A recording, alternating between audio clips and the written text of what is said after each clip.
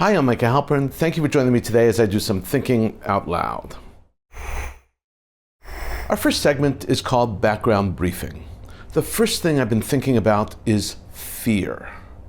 Much of the Jewish community in the United States lives in a state of fear. That fear is real. That fear is debilitating. The fear began before October 7th. However, ever since October 7th, it has grown, morphed, and taken on new heightened proportions. The fear is multi-level. It is both collective fear and individual fear. Schools, synagogues, Jewish organizations are especially thinking about the safety of their institutions, their students, and their members when planning programs, trips, activities, and large community events, holidays even, Sabbath services. Parents ask questions they never asked before, questions they never imagined they would ever need to ask in the United States. How safe a program will this be? Is it safe to attend? What security measures are in place? These are things being asked. And most dramatically of all, parents are questioning whether their children and they themselves should outwardly display the Jewishness they once so proudly and so casually wore. Should the Star of David necklace presented as a graduation gift from a loving grandparent still be worn outside? Obviously. Should a baseball cap replace a kippah in public? Should tzitzit be shoved inside and no longer be allowed to dangle freely for all to see? Should our dress be so obviously Jewish? This fear that simmered below the surface exploded as a product of the campus encampments that embraced the October 7th Hamas massacre. The rallies throughout the United States and on campuses, support of the murderers and the rapists and the baby killers, rallies that attracted people once considered to be friendly classmates, neighbors, co-workers, have triggered fear in Jews across the United States. Psychologically, fear is a perceived threat.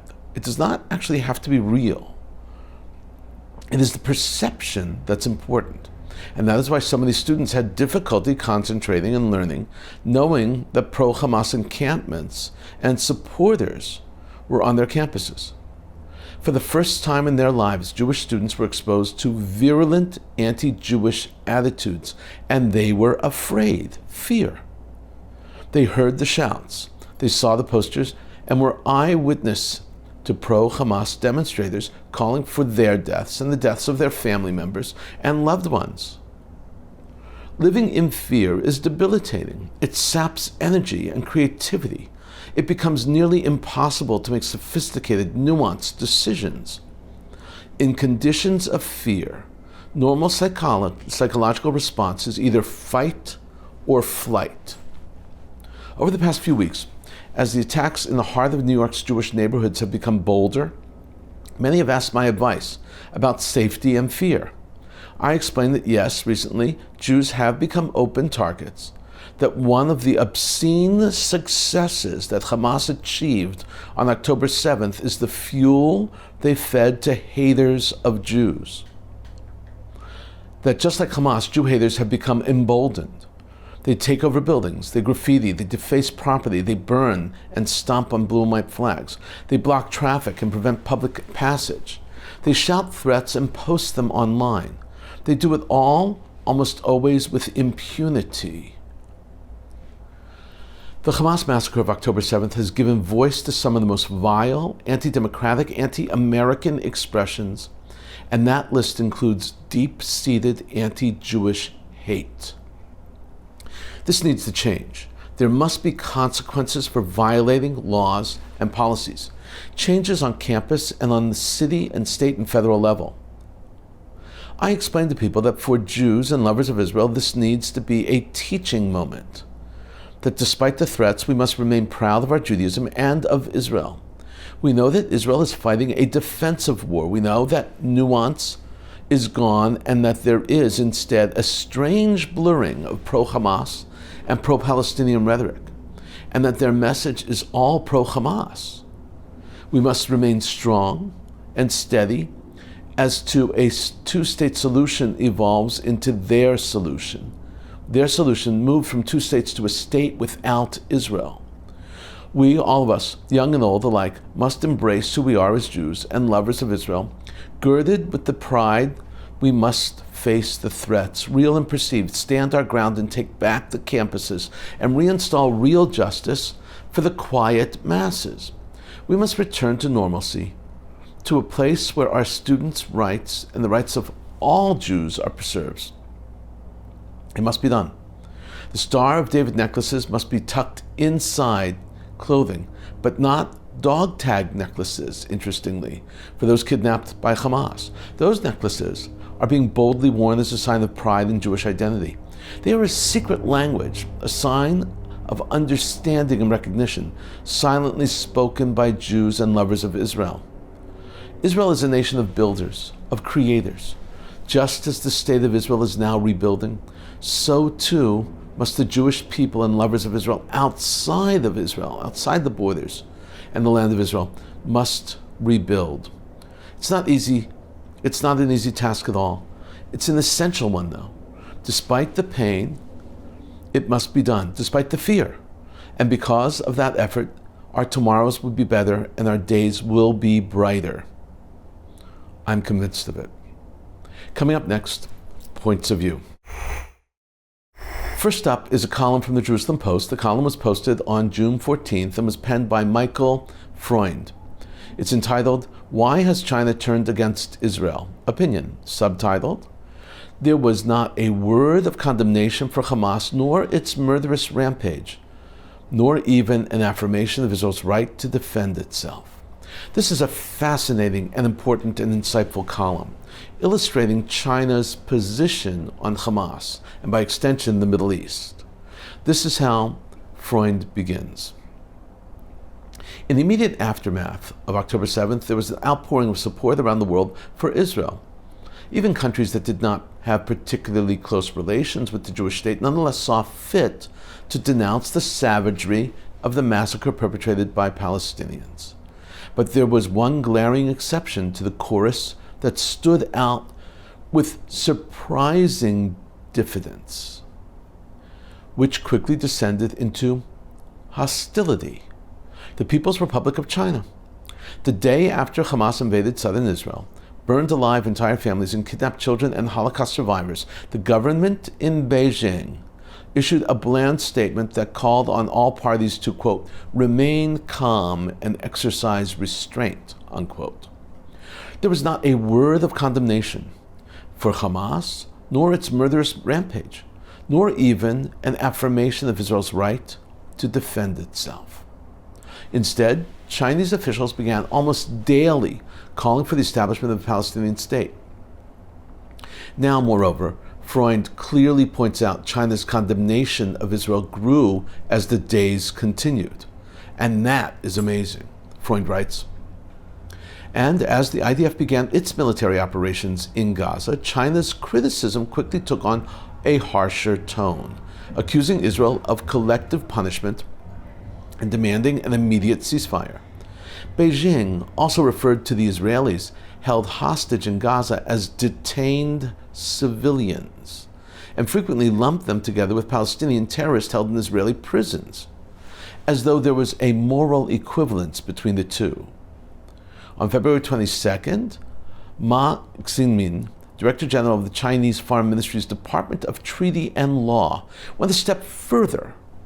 In remarks delivered at the International Court of Justice, he asserted that the Palestinians had every right to engage in armed struggle against Israel, calling such violence just actions.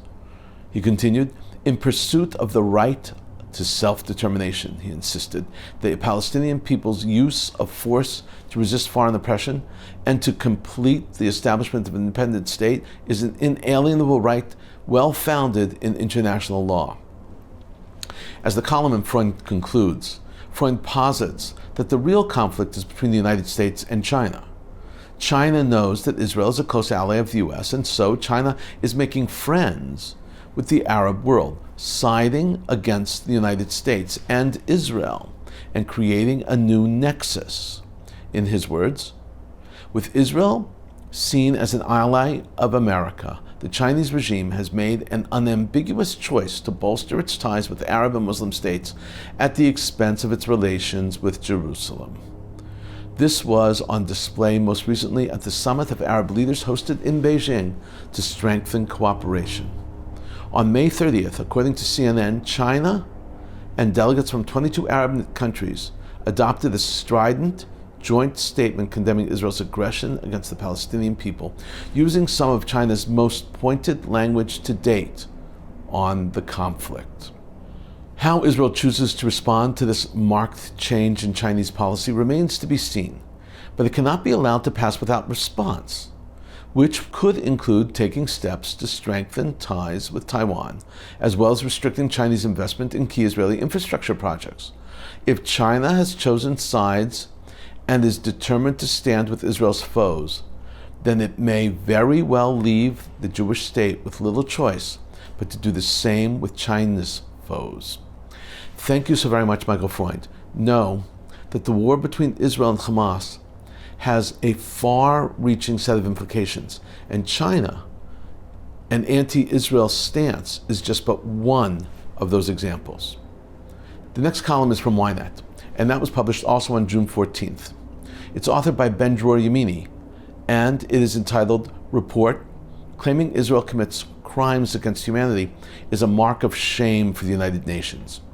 Subtitled, Opinion, not much can be expected from a committee comprised of a BDS supporter and a blatant anti-Semite. How the report is received proves Israel is suffering a continuous diplomatic defeat. Ben-Dror explains that the new UN report about Israel is wrong, simply wrong, and in the end, the report itself reflects badly on the United Nations. Ben-Dror Yemini begins this way. A report by the UN's Independent International Commission of Inquiry is a disgrace to the international community, a shame to the United Nations, and a blot on the UN Human Rights Council. It is no coincidence that the report was released on Wednesday, a holiday and day of rest in Israel. This report, another in a series by the Independent International Commission of Inquiry on the occupied Palestinian territory, including East Jerusalem and Israel, that's the official name of the committee, established by the United Nations Human Rights Council, continues its biased narrative. It accuses both Israel and Hamas of war crimes and sexual violence, and exclusively accuses Israel of crimes against humanity, including genocide and starvation. Before Ben-Dror Yemini discusses the report, he points out the obvious bias of the committee itself and wrote that the report was a problem. Not just that, the members of the committee are a problem. His column continues. How biased, false, and absurd is this report? Sometimes before addressing the content, it is essential to consider the authors.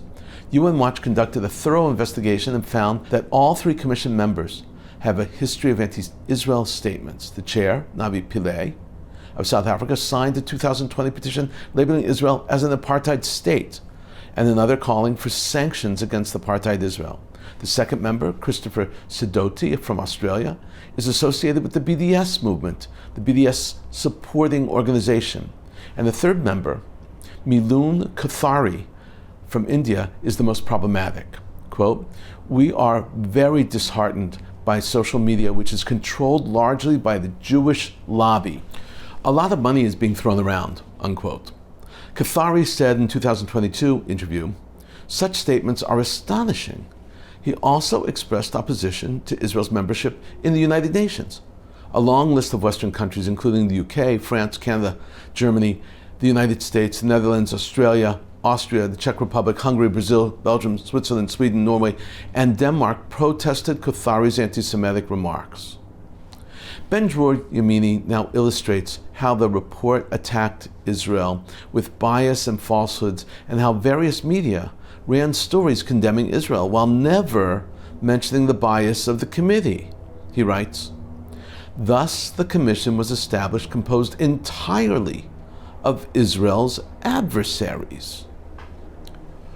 With the report's release, it made headlines in nearly all media outlets and news agencies.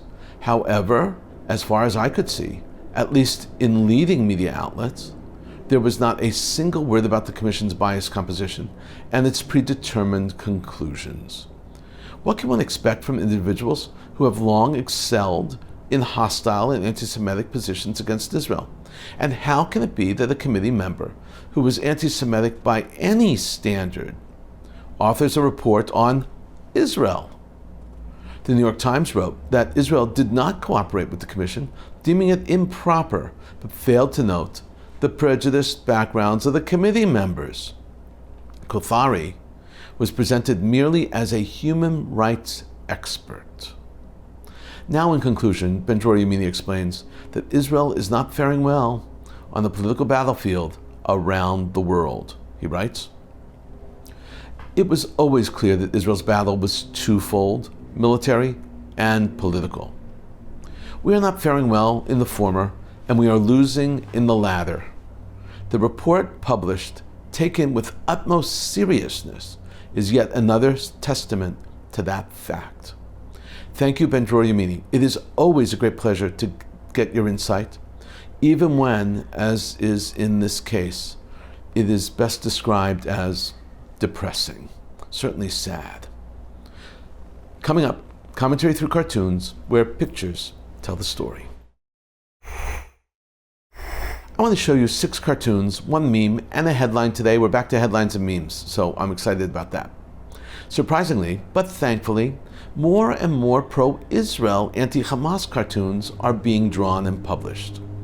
We're also starting to see several biting cartoons picking fun at universities and world leaders who side with Hamas. Like this cartoon, a protester on campus is wearing a keffiyeh. Placards and posters read, "Intifada, October 7th again and again, gaze for Gaza, I am Hamas, from the river to the sea, end genocide, end Israel." The dialogue balloons read, "The term college intellectuals is now officially an oxymoron, heavy on the moron." An oxymoron, for those that don't know, is an expression that is contradictory, like icy fire or fight for peace. Keeping that theme going, here is another cartoon lampooning university. We are looking at a campus protest. Posters read, "We love terrorists, we support Hamas, support terror, from the river to the sea, ignore October 7th atrocities, we side with evil." 2 adults are overheard commenting on the scene before them, and one says, "I remember when going to college was supposed to make you smarter." The second responds, "Many moons ago." How true. This third cartoon, again, pokes fun at universities. Someone wearing a pin that reads "hate" is getting arrested at the UCLA protest. And the police officer says, "Your professor should have taught you that a violent protest is not protected speech." The person getting arrested says, "I'm the professor." And the cartoon then at the bottom reads, "And that is the problem." Wow. Profound, actually. Now, an entry from Babylon B's X feed. In a small box in the corner is a photo of a campus protester holding a sign that reads, "Free, free Palestine." In the larger photo, Israeli tanks are rolling. The comment on the picture reads, "Israel withdraws from Gaza after learning protests by 19-year-old fine arts major Roxy Burnett." This is so tongue-in-cheek, it is so hilarious. Next up, a headline. Many similar headlines were posted, all on this very topic. It reads, "Iran's internationally renowned Shiraz University to grant scholarship to expelled pro-Palestine students in US and Europe." This is not meant to be funny, but it is funny and true. In this next cartoon, we see a stereotypical preppy American talking to a contemporary pro-Palestinian. The preppy American holds a brain in his hand and says to the other person who's holding a Palestinian flag, "You dropped this." That's funny. Now we see 2 archaeologists digging somewhere in the Middle East. They are hoping to find the origins of the area. The professor shouts, "Aha, proof at last of who started it." The other archaeologist shouts back, "Not so fast, Professor. Look over here." That's funny. Finally, this last cartoon is simply the number 37,000. And the number is actually used by Hamas to represent the number of innocent Gazans killed by Israel. We know that number is greatly exaggerated. This number in the cartoon is drawn with bodies in body bags. The cartoon is titled Death Toll in Gaza. In a moment, more of my own perspective and a few predictions. The United Kingdom Maritime Trade Operations, UKMTO, reported that the crew of a coal carrier had been evacuated by military authorities. They were referring to an incident that took place 66 nautical miles southwest of Yemen's Hodeidah. What they were really saying is that the crew was taken captive by the Houthis, not simply evacuated. The Greek-owned cargo ship, called Tudor, was, according to an advisory note from the UKMTO, abandoned and was drifting in vicinity of its last reported position. U.S. military announced that it destroyed 2 Houthi patrol boats, 1 uncrewed surface vessel, and 1 drone over the Red Sea. According to U.S. Central Command, Iranian-backed Houthi rebels, who control most of the areas of Yemen, launched 2 anti-ship ballistic missiles from a Houthi-controlled area of Yemen into the Red Sea. In the end, there was no damage, no injuries from those missiles. Iran has rapidly installed extra uranium-enriched centrifuges at its Fordo nuclear site. The Iranians have also begun setting up other sites, according to the UN nuclear watchdog report. Meanwhile, the United States Department of State, the State Department, announced that the administration was in close coordination with partners and allies and was prepared to continue to increase pressure on Iran should its non-cooperation with the UN nuclear watchdog, the IAEA, continue. We've been thinking out loud about a lot today. Now that you know what I've been thinking, let me know what you're thinking. Email me at micah@jbstv.org. Tweet me at Micah Halpern. Tell me what you think.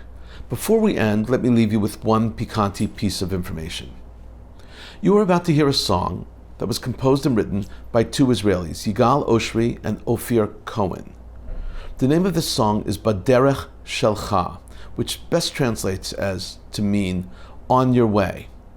Composed and written a few short weeks before October 7th, this song has resonated with Israelis ever since that fateful day of the Hamas massacre. It speaks of hurt and of pain, and then goes on to prophesize that after the pain there is light, what we would call the light at the end of the tunnel in English, the proverbial tunnel, and that it is darkest just before the light. The music has been used as background for several poignant moving videos emanating from Israel since the beginning of the war. It's become a type of anthem. We're about to see 2 of those videos and then hear the entire song, sung in Hebrew with the transliteration and translation. The first video is of a daughter in school celebrating her 13th birthday. She has not seen her father, who was fighting for Israel in Gaza for 5 weeks. And then comes the surprise, her light after the darkness. The second video is of a surprise, unplanned reunion in the midst of the war in Gaza. Reunited, if only for a few precious seconds, are a father, a lieutenant colonel, who out of nowhere sees his son, a sergeant in the Givati Brigade. They hug, and then they move on. And finally, the entire song, sung by the IDF song troupe, accompanied by the songwriter Yigal Oshri.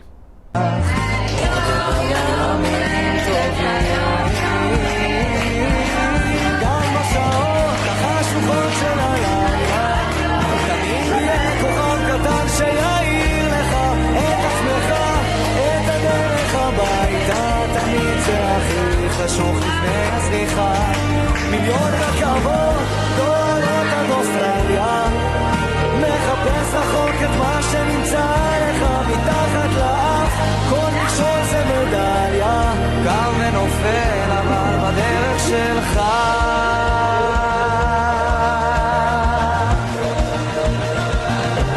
בדרך שלך בדרך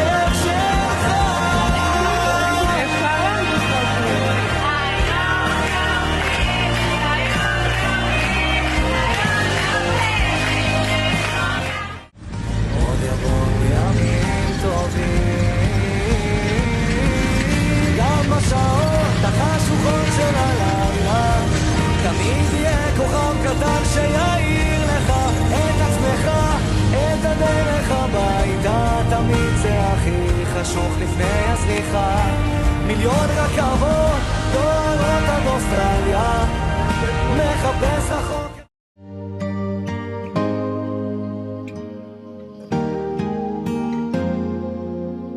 המשפחה, החברים, אולי לצאת לבילויים, שיחות עמוקות, שיחות של הנפש בלילה, להתמודד עם שינויים, ההרגלים הישנים, הנשמה במלחמה עם הקרמה.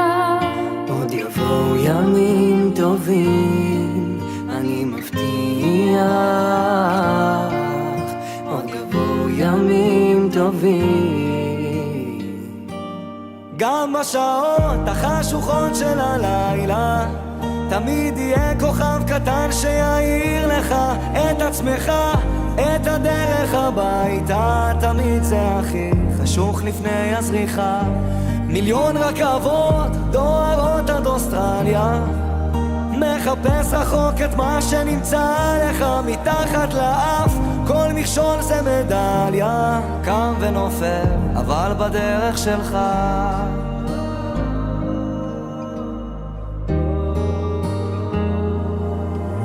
להתמודד עם הפחדים, לקפוץ למים עמוקים, לשחות עד הסוף, להגיע לחוף עד הלילה, להאזין גם לשירים, כי זמרים הם הרופאים הכי טובים שיש למדע להציע. עוד יבואו ימים טובים, אני מבטיח, עוד יבואו ימים טובים. גם בשעות החשוכות של הלילה תמיד יהיה כוכב קטן שיעיר לך את עצמך, את הדרך הביתה. תמיד זה הכי חשוך לפני הזריחה, מיליון רכבות דוהרות עד אוסטרליה, מחפש רחוק את מה שנמצא לך מתחת לאף, כל מכשול זה מדליה, קם ונופל אבל בדרך שלך.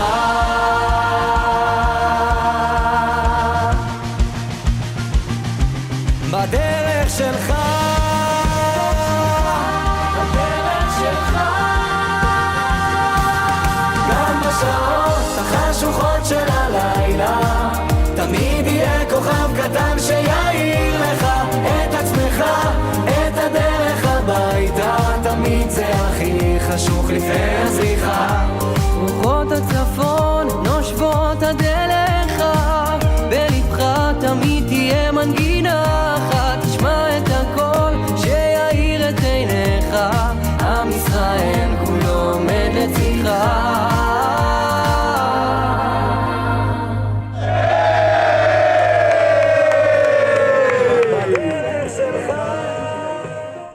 Wow, I can't help but tear up when I hear and watch these pieces. Thank you for thinking out loud with me, Micah Halpern. Let's think out loud again next week on JBS.